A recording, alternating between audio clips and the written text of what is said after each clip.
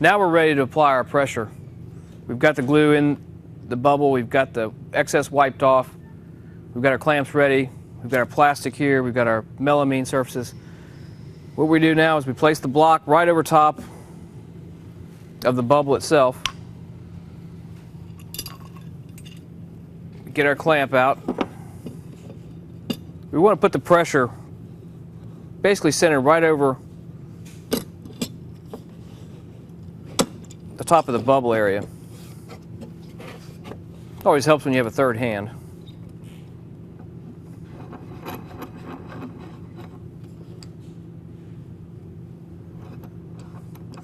If it's a large bubble, you may need more than one clamp.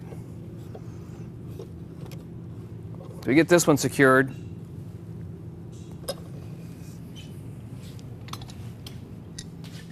And then we'll apply pressure towards the outer edges.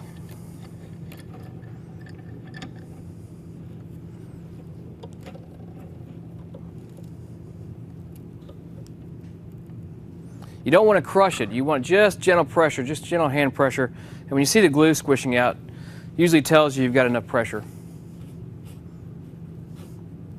After we get our clamp set in here, one more should do it.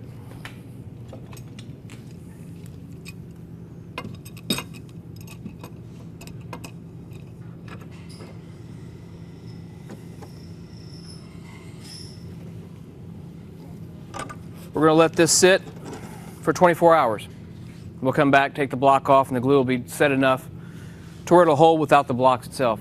And then you'll move on to another bubble.